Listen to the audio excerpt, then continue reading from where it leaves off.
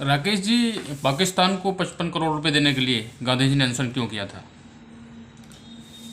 देखिए, दो अलग बातें हैं जो तात्कालिकता में जुड़ गई थी।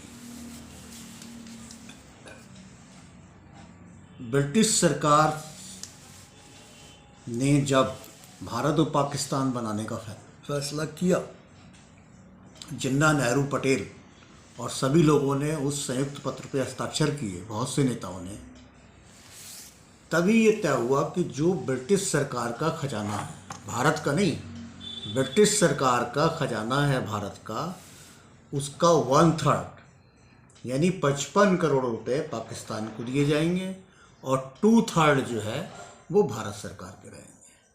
तो एक निर्णय था जिसमें सभी लोग इन्वॉल्व थे और ये खजाना जो है कोई भारत से देने की बात नहीं थी, बल्कि ये जो पुराना ब्रिटिश सरकार थी उसके खजाने की बात थी कि उसका विभाजन इस आधार पर हो।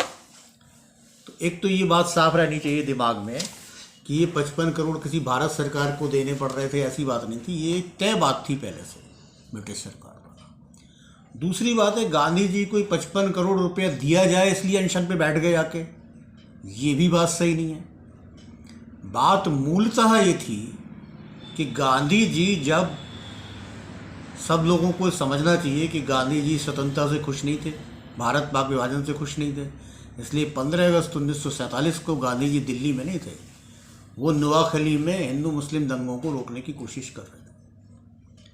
तो जब वो लौट के दिल्ली आए पंजाब जाने के लिए, गांधी सोचते थे बंगाल में शांति हो गई, अब मैं पंजाब में जाऊंगा, और गांधी जी में ये ताकत थी कि लड़ते हुए हिंदू मुसलमानों के बीच में जाके खड़े हो जाएं, क्योंकि उन्हें सब पसंद करते थे। तो उन्होंने सोचा मैं पंजाब जाऊंगा और वहाँ के झगड़ों को रोकने की कोशिश करूंगा।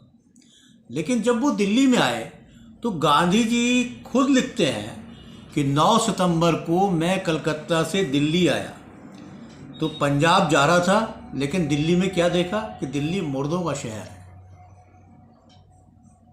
यानी तमाम लोग मारे जा रहे हैं, मारकाट मची हुई है और बिल्कुल मुर्दों का शहर गांधी को फील हुआ। तो गांधी ने निर्णय लिया कि मुझे दिल्ली में ही रहना होगा और यहीं रहकर कुछ करना या मरना होगा।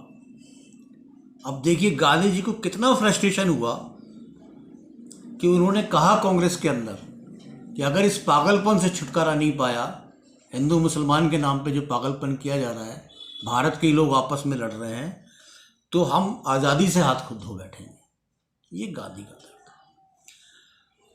अब इस दर्द को उन्होंने एक प्रार्थना सभा में जो व्यक्त किया, तो उस गांधी के दर्द को समझने की कोशिश करनी चाहिए जो एक भारतीय आदमी के दिल में उस समय पैदा हुआ। जिन लोगों ने अपने आप को भारतीय के स्थान पर हिंदू मुसलमान में बदल लिया, उनके अंदर नफरत थी, लेकिन जो भारतीय थे वो इस नफरत से दुखी थे। तो गांधी भी एक सच्चे भारतीय के रूप में सोच रहे थे, तो उन्होंने सोचा और प्रार्थना सभा में कहा कि मानव प्रयत्न के रूप में मेरे सारे साधन समाप्त हो गए, तब मैंने अपना सर ईश्वर की गोद में रख दिया, ईश्वर ने मेरे लिए उपवास किया। यानी हिंदू मुस्लिम दंगों की त्रासदी से त्रस्त गांधी जी उपवास पे बैठे। तो उनके उपवास पे बैठने का कारण ये था।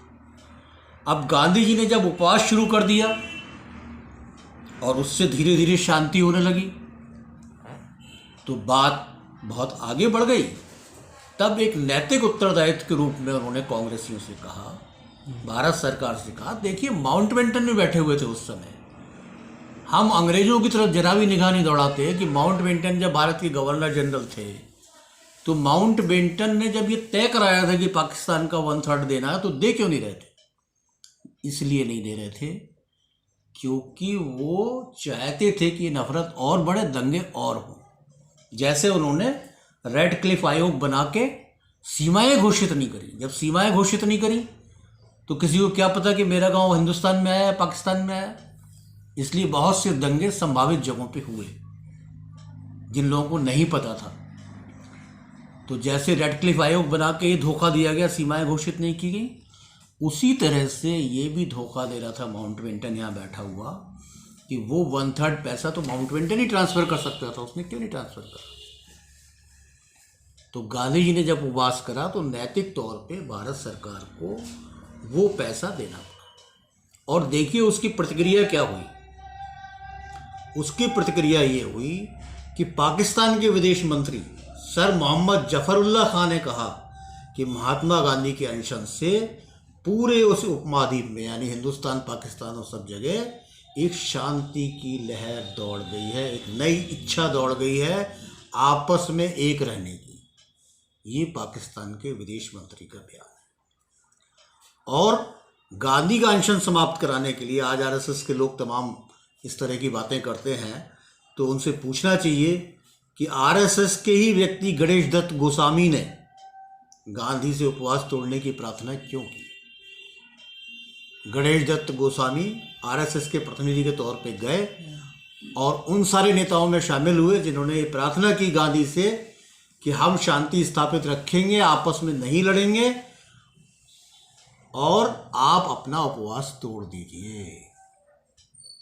जब तक आरएसएस के आदमी ने आके ये बात गांधी जी से नहीं कही, जब तक गांधी जी ने उपवास नहीं तोड़ा, तो उसके बाद गांधी जी ने उपवास तोड़ा।